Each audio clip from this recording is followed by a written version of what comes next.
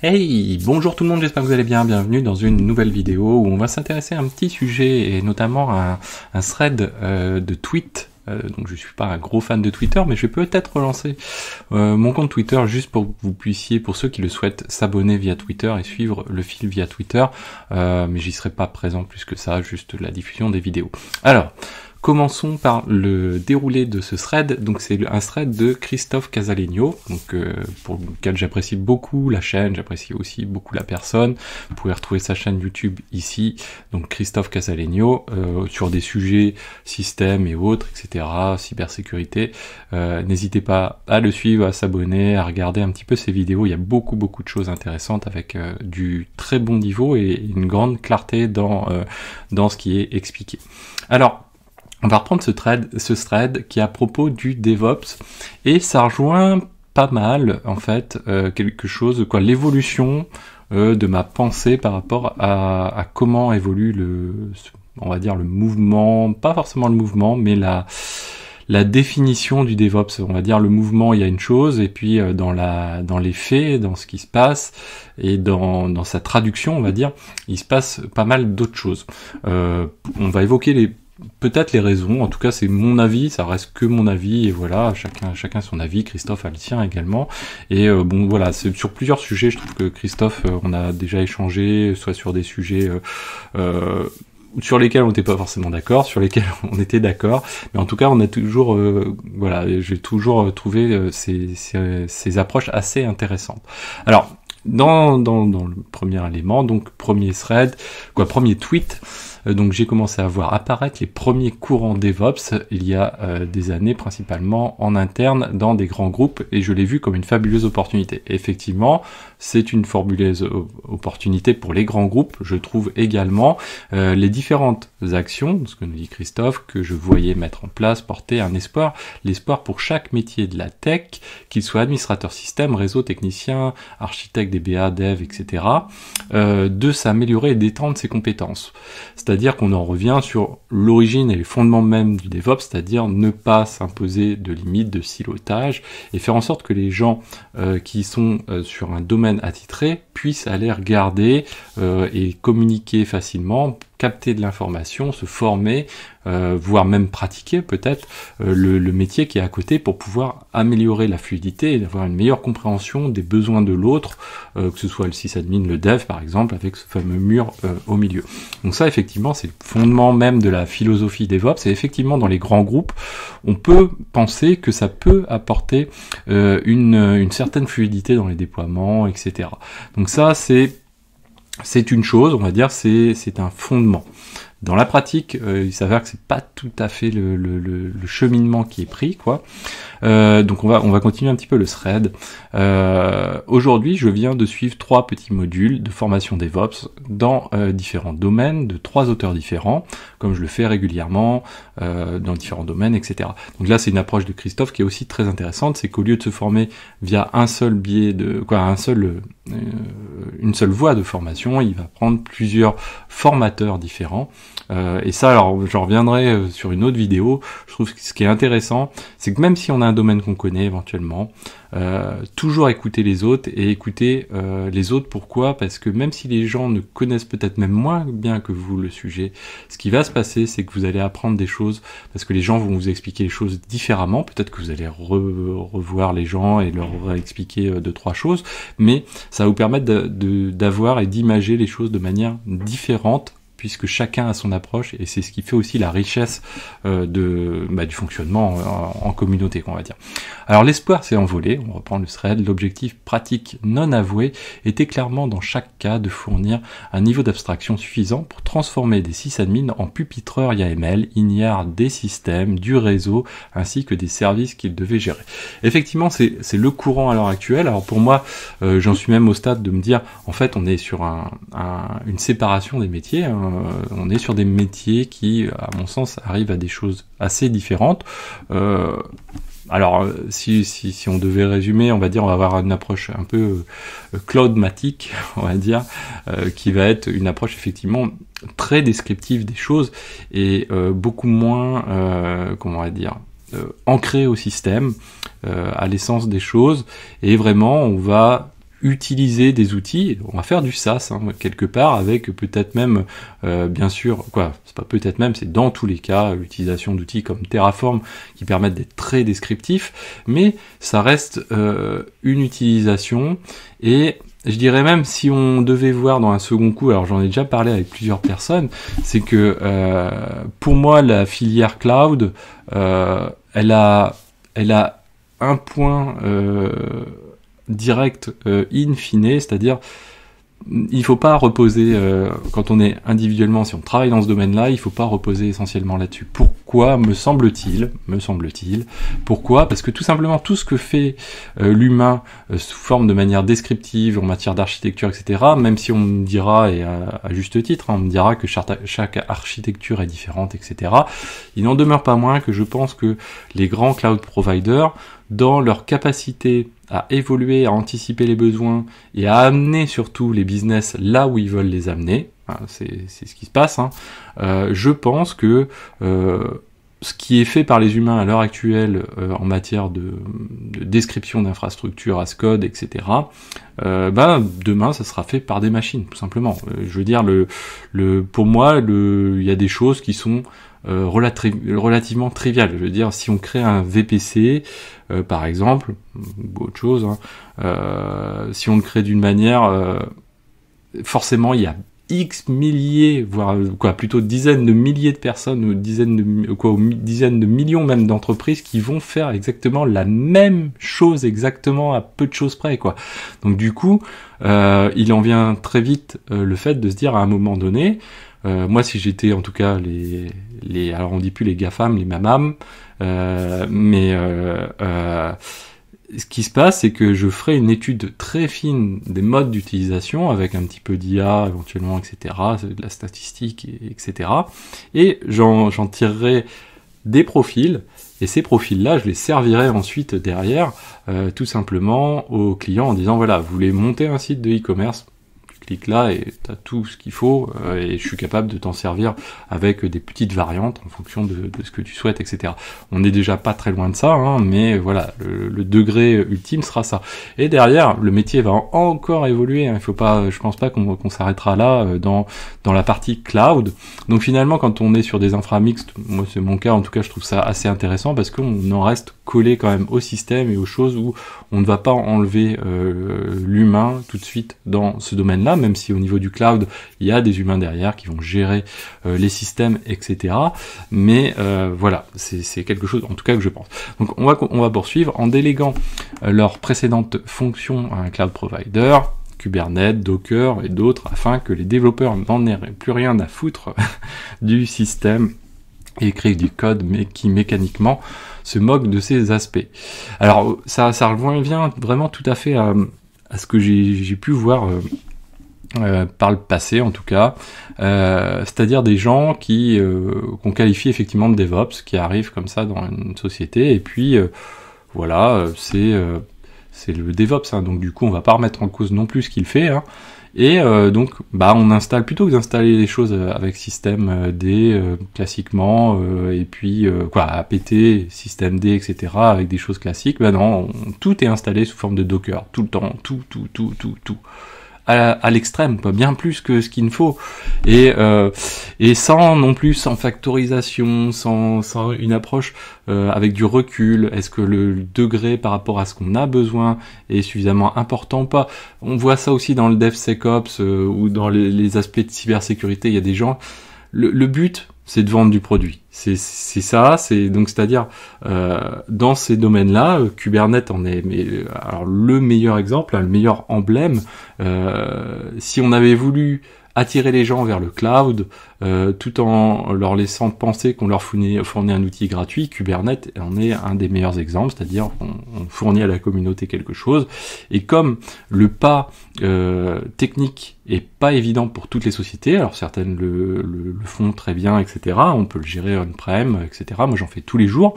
Mais pour d'autres sociétés qui veulent faire pareil, imiter un petit peu les copains d'à côté, eh bien elles sont obligées de se tourner vers du service manager, qui a peut-être un coût, ou pas forcément un coût supplémentaire, mais en tout cas, c'est une accroche, une première dépendance. C'est un petit peu la technique du pas de porte pour l'agent immobilier, c'est-à-dire que, ça y est, je commence à rentrer dans la boutique, et donc derrière, une fois que je suis rentré dedans, j'ai plus qu'à vendre X produits derrière, et une fois que la personne, je la rends dépendante de ce système-là, j'augmente les tarifs, je vends d'autres produits, etc., etc.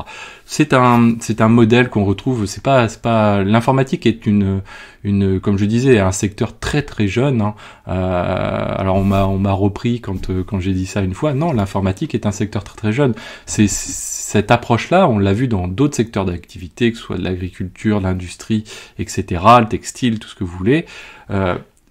Tous les secteurs quasiment sont passés dans cette phase-là, c'est-à-dire qu'il y a quelqu'un qui vient révolutionner le secteur, ou un ensemble de personnes qui révolutionnent, ou plutôt d'entreprises qui révolutionnent le secteur, et qui amène un nouvel angle d'attaque qui fait que le but, c'est d'entraîner la consommation. Alors nous, on est dans une industrie de consommation de technologie.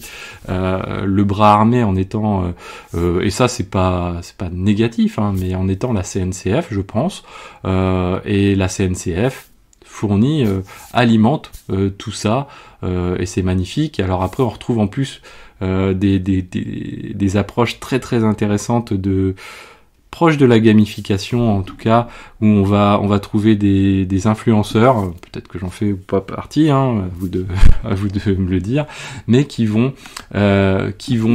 qu'on va qualifier, en fait. On va dire, tiens, toi t'es un truc hero, toi t'es MVP, je sais pas quoi, toi t'es machin, et donc on les fait courir derrière un petit truc qui coûte finalement rien du tout, pour ainsi dire, parce que c'est juste flatter l'ego des gens. Il y a rien de négatif là-dedans, moi-même, hein, j'aime bien qu'on me flatte, hein, c'est pas un souci, mais c'est juste pour décrire un petit peu ce que je perçois par rapport à certains éléments du système actuel, et donc du coup ça coûte rien pour ces boîtes-là qui engendrent des gros bénéfices sur ces choses-là, et qui engendre derrière le fait que dans les sociétés on va vouloir intégrer ces technologies-là, et ainsi de suite, etc., etc. Donc ça, c'est quelque chose qui est important. On voit cet aspect-là vraiment très très poussé dans tout ce qui est GAFAM, MAFAM, etc. Et derrière, c'est quelque chose qu'on voit moins, justement, et c'est pour ça peut-être que ça fonctionne un peu moins bien dans les cloud providers, par exemple français, hein, Scaleway, OVH par exemple.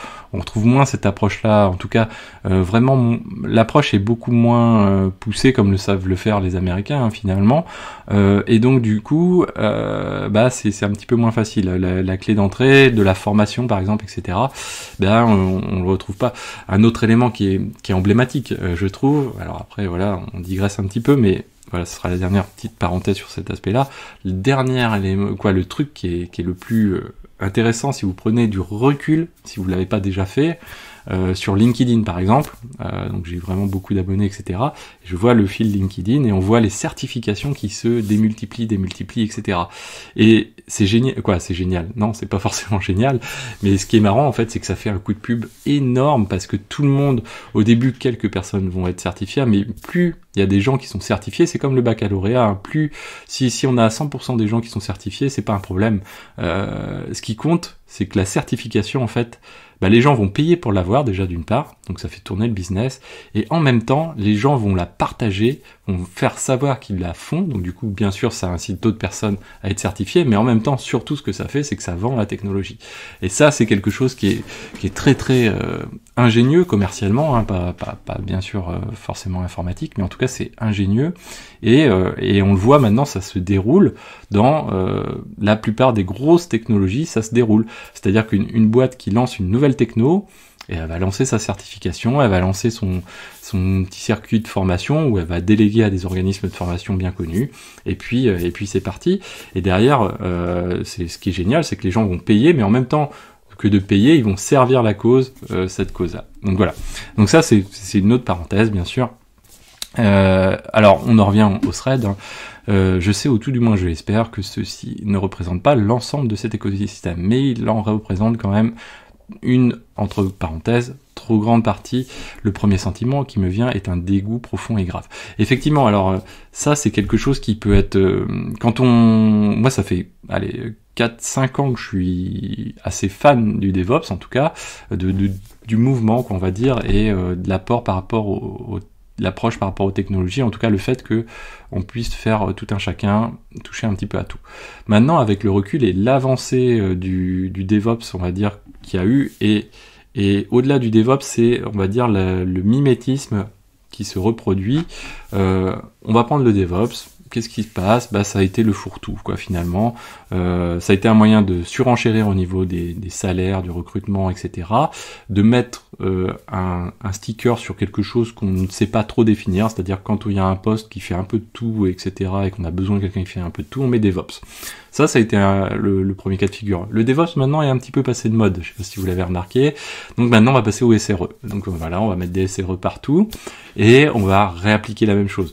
Peu importe le fondement même de la chose, la définition même des choses, en fait, les gens, c'est pas ils s'en fichent, mais peu importe. C'est qu'en fait, on pourrait appeler ça Titi Toto ce qu'on veut, et ça pourrait être créé par truc machin et bidule avec, on va dire, un élément qui est très carré, etc. Peu importe. En fin de compte, ce qui compte, c'est que ça serve un besoin, qui est finalement d'avoir quelque chose qui est difficile à décrire pour une entreprise, un besoin qui est difficile à décrire, qui est finalement le mouton à 5 pattes, et puis derrière ça sert des recruteurs, ça sert aussi les gens d'un point de vue salaire, etc. Donc les gens aiment bien mettre ça dans leur CV, etc. Voilà. Et donc finalement tout le monde s'y retrouve un petit peu, et finalement bah, les termes, on les balaye les uns après les autres, il y a aussi Data Ops, etc. etc. C'est très...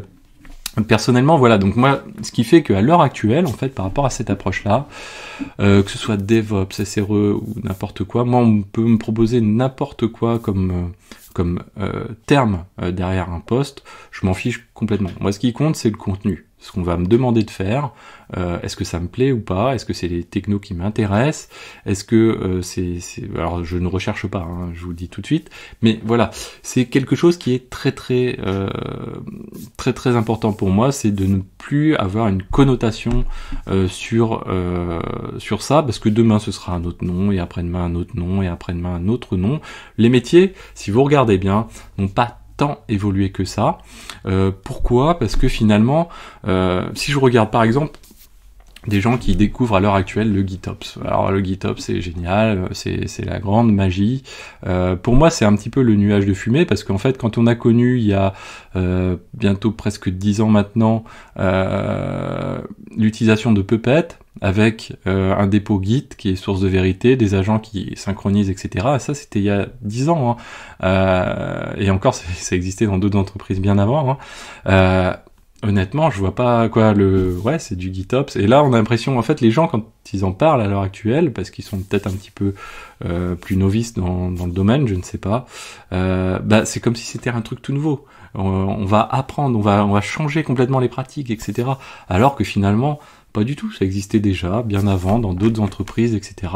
L'automatisation, justement, donc j'en parlais un petit peu avec Christophe de ce thread, l'automatisation des infrastructures, mais ça date d'il y a plus de 20 ans. Bien sûr que un sysadmin, même à papa, ou est-ce qu'on veut, parce que on qualifie ça un peu de legacy, etc. Mais bien sûr qu'un sysadmin, s'il avait un parc de je sais pas, 10 000 serveurs, avait forcément des principes d'automatisation, comme on connaît avec le PXE, etc. Mais bien sûr, et ça pouvait être terriblement efficace, et ça reste terriblement efficace.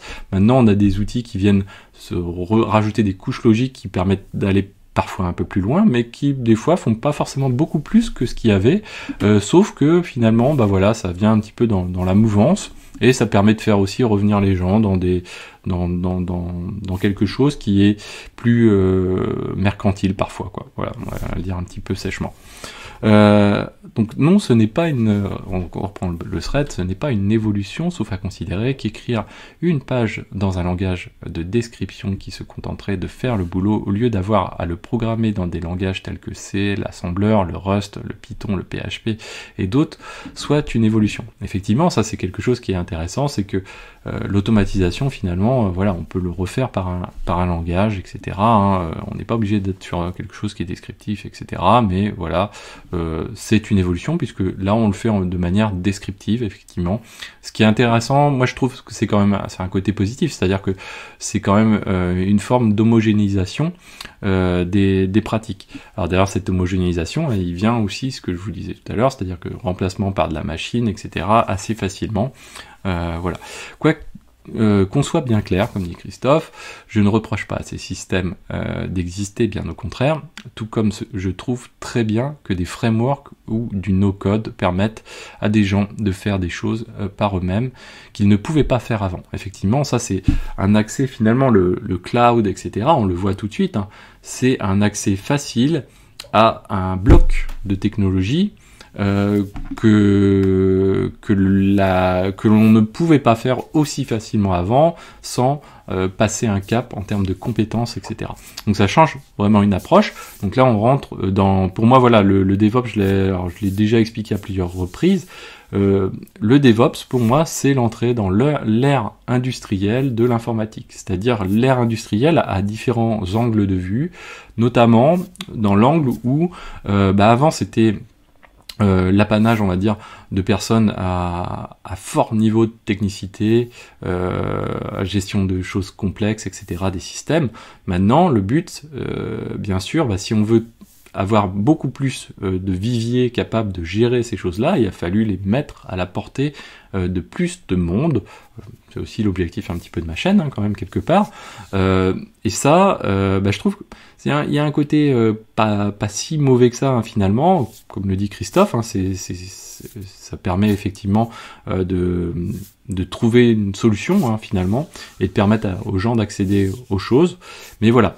Et donc si on poursuit sur le thread, le problème ne vient pas que ces éléments soient disponibles et viennent se rajouter si ça permet à d'autres métiers d'émerger et à des gens de faire des choses peut-être plus intéressantes que celles qu'elles faisaient avant. Effectivement, ça peut permettre effectivement que des gens trouvent une voie, etc., puissent se reconvertir professionnellement même également, etc. Le problème, c'est quand on tente d'opérer un remplacement qui se trouve être une perte sèche, ici, de connaissances et de compétences, l'arrivée de CRISPR. Donc là, il y a Christophe fait un parallèle avec donc les méthodes CRISPR de génétique, quoi, qui permettent effectivement d'apporter des choses à la génétique sans pour autant remplacer les généticiens eux-mêmes. Sauf qu'en informatique, finalement, le pool de compétences, de gens qui ont de la compétence, finalement, c'est un petit peu le sentiment que ça peut donner, effectivement. Comme on a, à mon sens, on est quand même sur des métiers qui commencent c'est pas diverger, parce que le but c'est pas d'avoir un split total, mais des métiers qui s'identifient et qui finalement sont pas toujours identiques entre le cloud et de la gestion de système. Mais effectivement, ce qui peut se passer, c'est que ça donne le sentiment, en tout cas, d'une perte de connaissances et de compétences techniques. Alors ça, on le voit, hein, c'est vrai en informatique, comme je vous disais, qui est un secteur relativement jeune, hein. On l'a vu dans différents autres secteurs d'activité, agriculture, industrie, etc. Dès lors qu'on intègre la machine au cœur du système, le but c'est quoi pour la machine? C'est de faire en sorte qu'une personne qui produise soit une unité de production, soit capable, grâce à une machine, de produire 10, 100, 1000 unités de production. C'est ce qui se passe en informatique à l'heure actuelle. Le but c'est d'être capable de produire plus. C'est un fait. Et alors après, petite parenthèse, la traduction d'unité humaine en unité de production, le delta qui est entre les deux et le facteur multiplicateur est uniquement lié à une chose, c'est la consommation d'énergie, principalement d'énergie fossile à l'heure actuelle. C'est valable dans tous les cas, pour ainsi dire, tout le temps. C'est un fait. Donc plus on automatise, plus on fait entrer la machine au cœur des choses, même si on n'en a pas forcément besoin. Par exemple quoi? Par exemple le robot de cuisine, par exemple, l'aspirateur robot, et par exemple la voiture autonome, par exemple, etc. Donc ça, ça a un coût. Ça a un coût en termes de ressources. On va pas partir sur des débats, mais ça c'est un fait, c'est inévitable, etc. Ce qui fait que si vous regardez la consommation des ressources, elle explose. Mais pourquoi? Parce qu'en même temps, la productivité explose également. Pourquoi? Alors parce qu'on recherche cette fameuse croissance, etc. Bref, peu importe. Alors on finit le thread. Au final, chacun en sait moins qu'avant sur son propre métier, comme sur celui des autres, et est technologiquement plus dépendant qu'avant. Je n'appelle pas cela une évolution, mais un désastre technologique. Alors c'est vrai que si on prend fondamentalement les choses, si on ramène donc ce qu'on vient de dire tout à l'heure avec les outils qui aident à mettre en place, je sais pas, des infrastructures, etc., comme le cloud, Kubernetes, etc., ce qui peut se passer, c'est que finalement, on ne connaisse plus les fondements de base qui faisaient l'origine du métier et qui faisaient que le métier d'à côté avait besoin de vous. Par exemple, le dev, il avait besoin d'un sysadmin parce qu'il connaissait pas du tout le système, etc. Là, à l'heure actuelle, ce qui peut se passer, c'est qu'en fin de compte, ce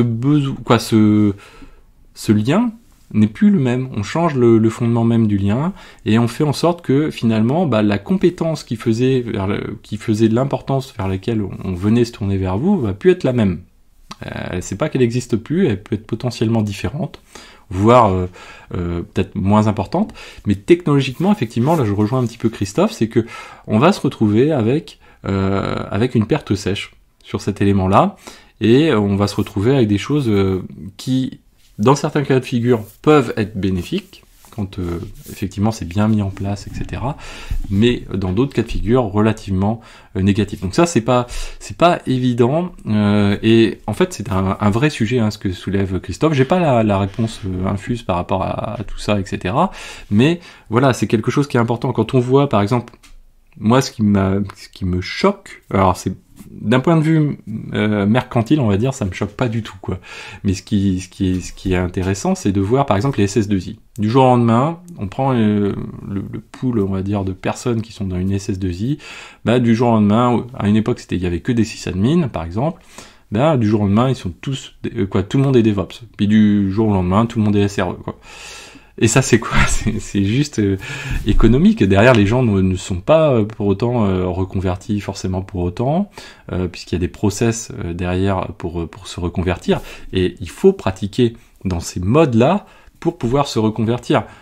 C'est pas du jour au lendemain que on devient comme ça DevOps. Mais voilà, je cours toujours après ça, mais je ne l'ai toujours pas atteint mon but. Voilà, donc je pratique des langages de dev, etc.